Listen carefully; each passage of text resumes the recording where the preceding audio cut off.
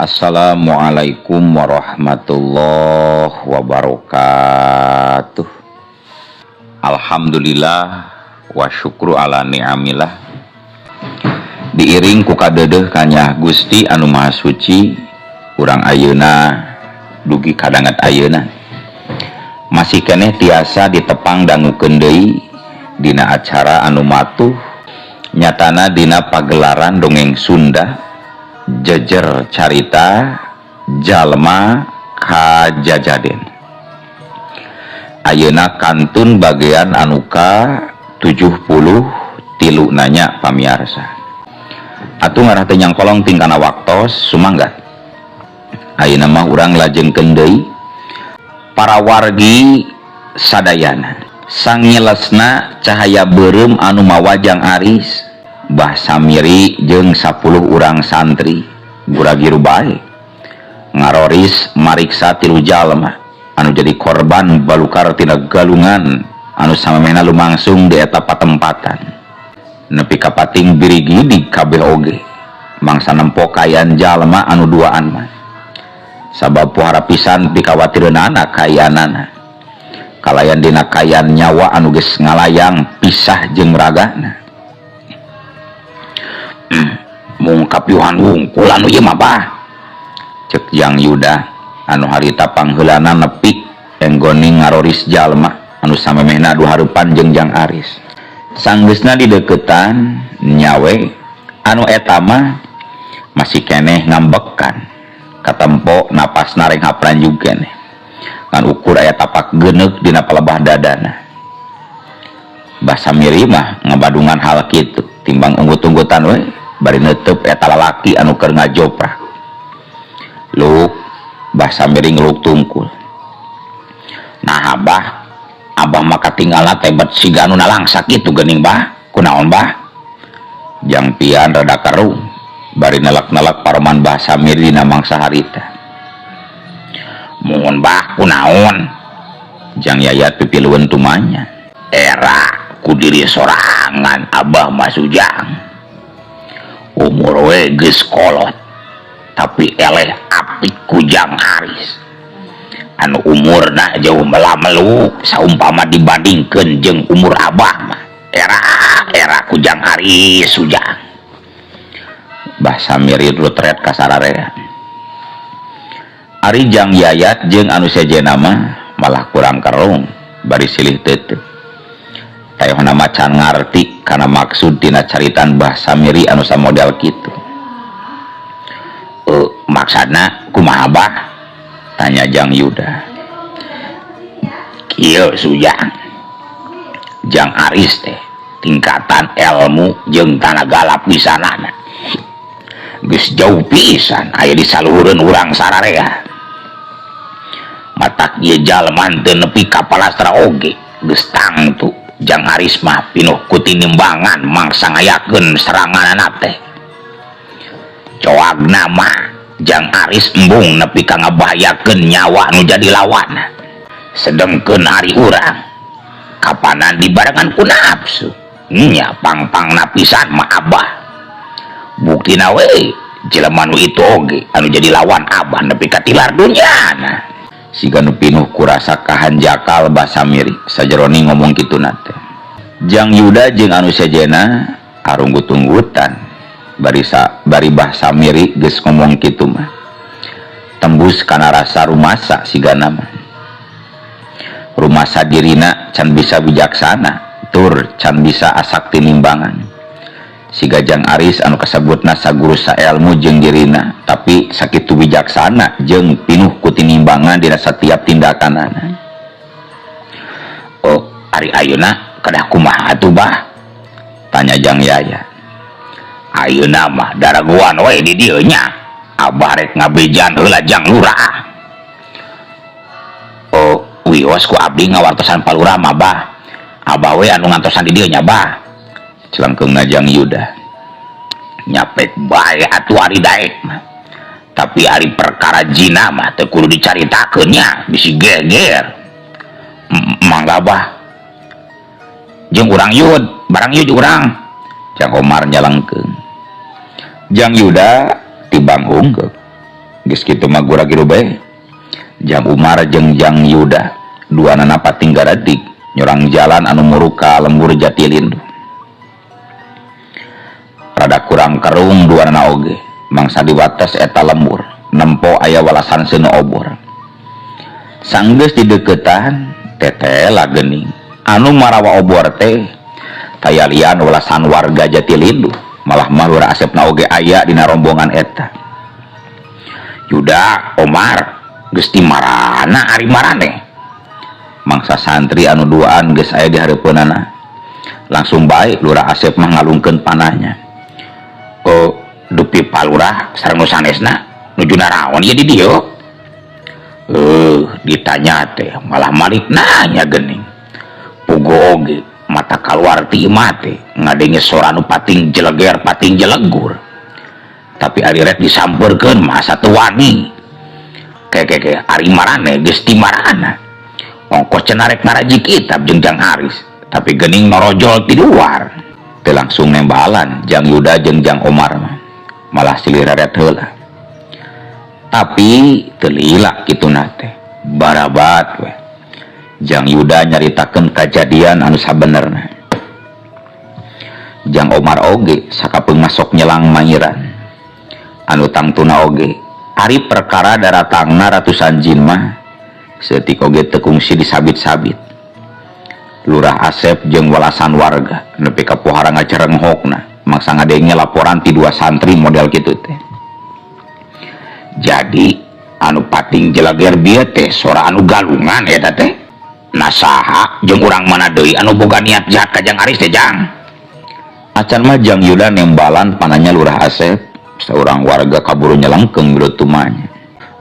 Rupina ari saena mah urang saenggana we mula saraheula dua layon. Da perkawis eta mah panjang cariosna Kang.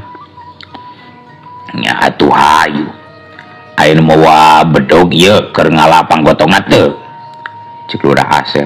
Kituna teh bari ditungtungan ku rotret kawalasan warga. Kabeh warga meh bareng garideg. Mawa heula bedog atuh saurang majung. Cek Lurah Asep deui.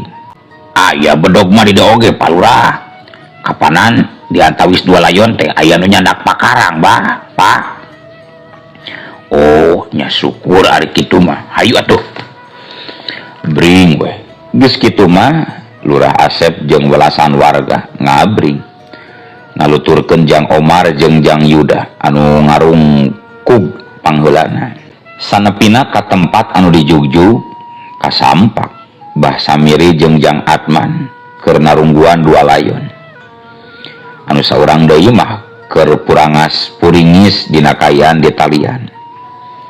Teuing diubaran ku Bah Samiri sugan, pangna eta nu saurang geus eling deui tina kapiuhanana teh. Lurah Asep jeung welasan warga mah nepi ka pating dirigidik mangsa nempo kayan dua layon anu hancur paburantak. Ari Jang Yayat jeung anu sejenna kamarana ieu bah? Cek Lurah Asep tumanya ka Bah Samiri. Keur ngarala awi keur panggotong. Karek mah bibir Bah Samiri rapat deui sanggeusna nyarita. Ti kiduleun eta palataran. Pating kurunyung Jang Yayat jeung anu sejenna maranggul awi anu meunang ngeuktekan. Sadatangna anu maranggul awi teh gura-giru bae Lurah Asep mah mere parentah. Sangkan warga ngagarotong tilu jalma anu dua urang diantara nama geus jadi bugang anu kayanana estuning pikawatirun pisan. Para warga pada daek pada hayang sigana kabeh oge. Nepi ka teh syirikna paheula-heula enggoni ngalaksanakeun pancen tinu jadi pamimpin lemburna teh. Ke. Ari Jang Arisna ka mana ieu? Ceuk Lurah Asep rutret ka Bah Samiri jeung ka para santri. Nuju ngudag anu kabur Kang Aris mah Pak. Bari disuhunkeun katerangan rupina mah. Saena ari urang mah saenggana we mula sara ieu layon Pak. Jang Yuda anu getol nembalan teh. Sanggeus ngeprak warga mah bring Lurah Asep jeung anu sejenna marulang deui ka Jatilindu. Ngabringkeun welasan warga anu ka kapancenan ngagarotong tilu jalma kalayan dibarengan ku galecok saja jalan dina mangsa anu sarua sedangkeun ari di imahna Pak Akas anu keur diareusian ku walasan dukun mah harita teh keur pohara aciweuna ngariung saurang dukun anu keur nyang hareupan cai atah anu diwadahan dina baskom ceper ari Pak Akas Juragan Ramdi jeung Neng Tina mah teu katejo irung-irungna acan siga nama geus marulang deui ka imah anu kiwari di cicinganana.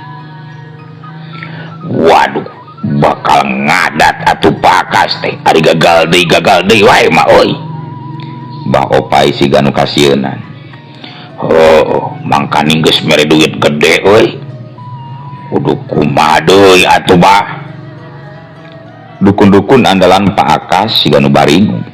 Nya laporan we sayana kumaha deui da memang sarak tipisan geuning si Aris jeung reng-rengan teh komo dibantuan ku ratusan jin mah estuning lain lawaneun cilengkeung Pak Adang tukang toropongna sigana mah eta dukun anu keur nyang hareupan cai dina baskom ceper teh matak nepi ka nyahoeun kana sagala rupa kajadian anu lumangsung di tempat makalangan rek laporan ayeuna Padang atau isuk wae. Bah Opai neutup kanu keur diajak ngomong. Ah, tos sungit teuing ayeuna mah. Sieun ngadat ari kaganggu kulemna mah. Komo bari ngadugikeun laporan anu teu saluyu sareng kahoyongna Pak Akas mah. Beuh, bahaya kuriak-biak dicarekan. Bah Opai jeung anu sejenna timbang arunggut-unggutan mangsa Padang nyarita kitu teh. Waktu teu karasa nyerelekna. Caturkeun poe isukna saluyu jeung anu geus diancer-ancer ti saanggalna dina mangsa kayaan karek rai-rayan teh Pak Adang mah geus ngadius mawa motorna muru imah anu dicicingan ku Pak Akas jeung ku Neng Tina teu lila kurang ti satengah jam oge Pak Adang geus nepi deui ka imahna Pak Akas tos garugah Pak Akasna teu acan tos gugah tembal saurang di antara baladna si Kalung anu harita keur kabagian jaga di tepas imah mangsa ditanya ku Pak Adang sok sanajan bari jeung ka tembongna siga nu sieun antukna mah gura-giru be Pak Adang asup ka eta imah barang sup di patengahan geus kasampak Pak Akas jeung Juragan Ramdi katut Neng Tina keur saleuseurian siga nu baru ngapisan tah geuning datang geus malodar si Aris jeung si Sarimi teh senepina Pak Adang kahareupeunana langsung bae Pak Akas mangabagiakeun ku pananya teu langsung nembalan gek Pak Adang diuk heula Pak Akas jeung sejenna timbang nareuteub siga nu geus teu sabar hayang gerang ngadenge jawabanana kumaha tanya Pak Akas deui mangsa nempo Pak Adang anu malah ngabetem semut tungkul hapunten pisan Pak gagal tembal Pak Adang semua siga anu dumadakan berat leta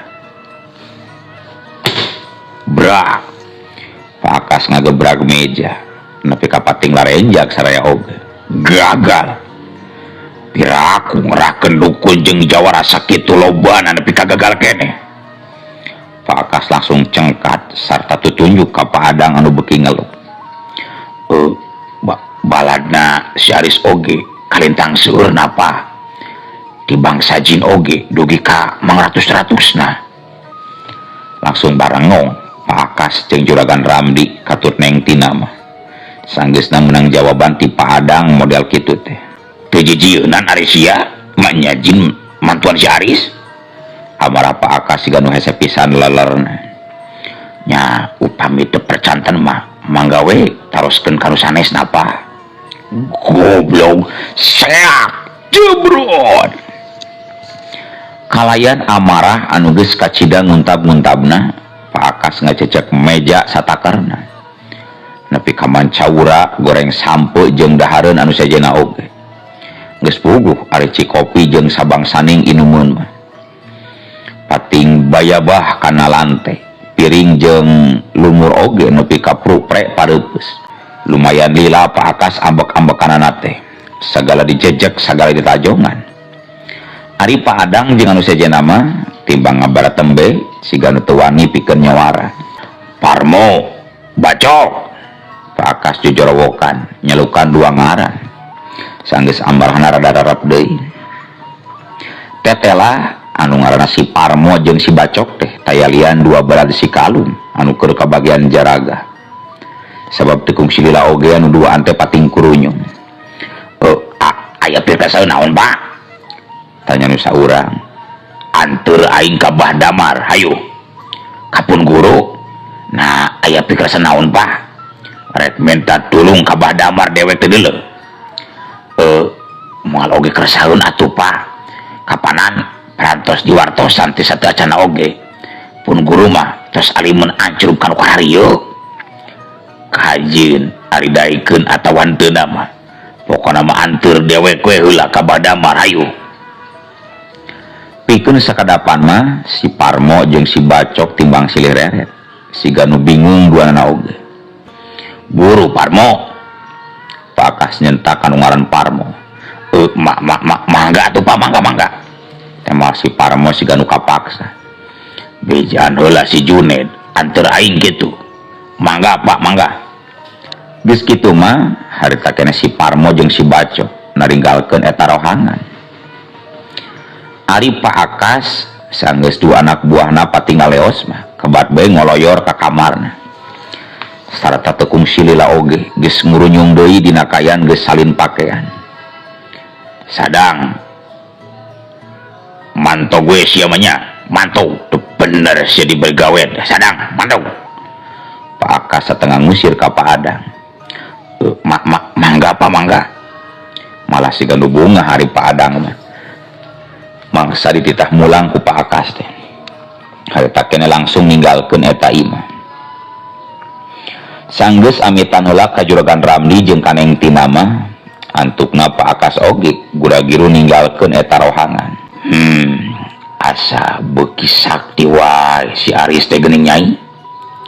Cek Juragan Ramli mangsa Pak Akas geus ninggalkeun dirina. Nuhun Pak, kedah diserang hatena ieu carana mah Pak. Tempas Neng Tina. Maksudna Nya kedah dibinasakeun calon istrina. Rek nitah deui anak buahna Pak Akas atau kumaha? Nya bari langsung we ku Tina Pak. Atuh bahaya. Cacakan kuloban oge teu mampu geuning ngarepan si Aris mah. Kumu ieu ku sorangan. Apanan anu bari dialapatina oge si Yasmin sama si Arisna. Perkawis si Arisna mah pasrahkeun we ka Pak Akas anu keur minang saraya ka Bah Damar. Tapi moal naon ieu kira-kirana Nyai? Juragan Ramdi mah siga nu hariwang. Sing percantan we ka Tina Pak. Sajabi ti eta pan ari bumi si Aris mah rada anggang ti bumina si Yasmi. Nyapek bae ari kitu mah. Tapi kudu tetep hati-hati jeung iat nanya. Dina mangsa Neng Tina keur uplek jeung nu jadi bapana teh ari Pak Akas mah dibarengan ku si Parmo jeung si bacok harita teh geus anjecleuk dina jok mobil anu nyemprung mawa dirina. Sanggeus lumayan lila antarana reg antuk nama eta mobil teh eureun di hiji patempatan. Mangsa si Parmo nitah supir sangkan ngeureunkeun mobil. Jauh keneh ti dieu imana Bah Damar teh Parmo? Tanya Pak Akas. Ratayana macan kungsi ulin ka panganjarakanna Bah Damar. Caket tos siap kabuan caw anu itu oge dugi apa? Tema si Parmo dibarengan ku tutunjuk. Jerut gede. Sanggeusna tarurun tina mobil nama gura-giru bae Pak Akas ngagedig nuturkeun lengkah dua muridna Bah Damar. Supir mah teu milu ngaraguan bae dina jero mobil. Nyawe sanggeusna ngaliwatan harieumna kebon cau antuk nama Pak Akas jeung anu duaan narapi ka hareupeun hiji wangunan imah panggung anu pohara badagna. Teu di pager-pager acan eta imah panggung teh. Bus ti luarna arasuk tanpa uruk salam leuwih ti heula. Ublug ablag rohangan di jero eta imah teh. Kamarna oge aya kana genepna. Antos asa kedapa manggawe calikeun apa? Cek si Parmo. Gek Pak Akas diuk dina amparan samak pandan dibaturan ku si Bacok. Ari si Parmo mah kabat bae muru ka hiji kamar. Ari si Rabi jeung anu sejena kamarana nya. Pak Akas ngareret kanu diajak ngomongna. Di harumah keneh panginten Pak. Pan huma abah teh lumayan lega. Abdi sadayan anu ngurusna eta teh Pak.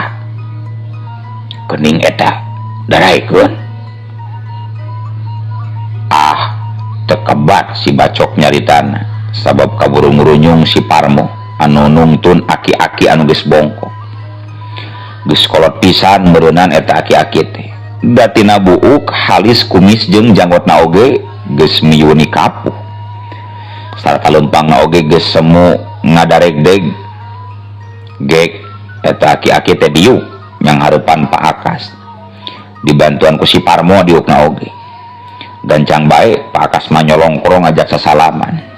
Aya kaperluan naon pangna nepungan abah sagala rupa. Sok sanajan geus pohara pisan kolotna, tapi ari paneutupna mah eta aki-aki anu tayuh nama Bahdamar teh eta teh. Paneutupna pohara pisan seukeutna. Bade nyuhunkeun bantosan abdi teh Bah. Minta bantuan perkara naon? Hoyong dipangnyabutkeun nyawa jalmi anu ngaranna si Aris. Pohara pisan saktina eta jalmi teh Bah. Murid-murid abah oge dugi ka sabaraha urang anu palastra. Kaasup si Akung jeung si Kalung. Kaula mah geus teu hayang pipilueun kana urusan nu kara itu patut deuleuh. Urus we ku sorangan. Nanging pan ieu oge aya sangkut pautna sareng marawatna murid abah. Sabodo teuing da paraena oge balukar tina kalakuanana sorangan. Timbang ngahulang Pak Akas oge ari geus dikitukeun ku Bahdamar mah. Ari si Parmo jeung si Bacok timbang silih reret. Kanggo sakali ayeuna we atuh Bah. Abdi teh embong. Abah geus embung pipilueun kana urusan nu kara itu. Ganjang geura mararantau. Mantap. Kieu Bah. Dangukeun heula Bah. Si Aris teh kacida pisan sombongna saur si Kalung oge. Saurna teh bawa cenah sakalian guru sia ngan guru-guru ngan najan guru-guru sia oge moal satai kukueun acan ari dibandingkeun jeung ilmu aing mah kitu tah saurna si Aris teh Bah. Pak Akas mimiti masang siasat.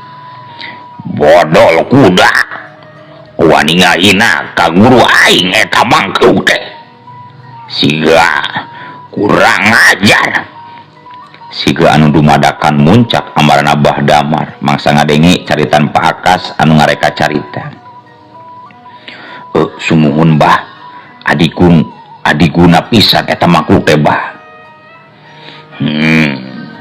Urang mana eta makhluk? Mun ngaina aing mah kopet deui. Tapi ari ngaina guru aing mah taya kecapang ngambura deuleuh.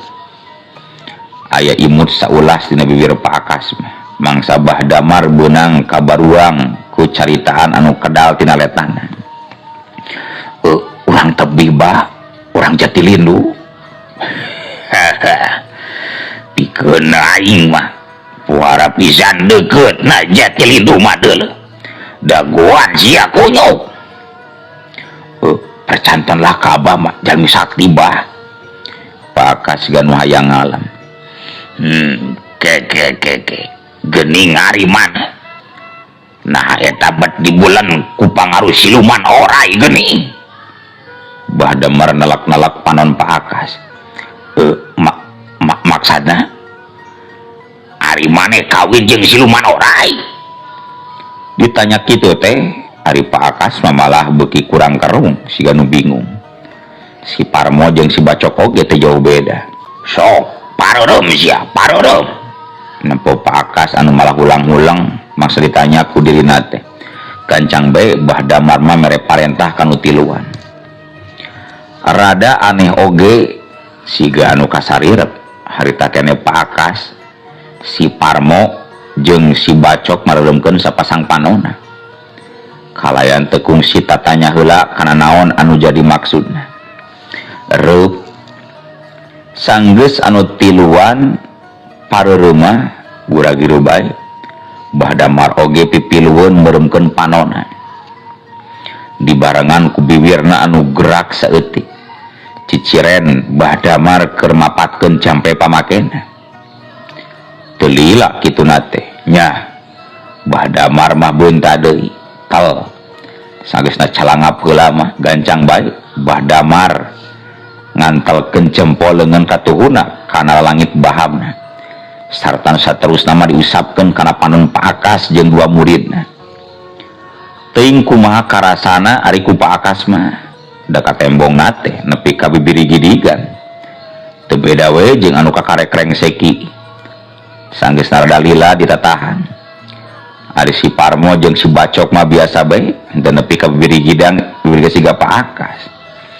Tapi dina kayaan keur kitu, nah atuh eueuh waktosna kamujeng seep. Assalamualaikum warahmatullahi wabarakatuh.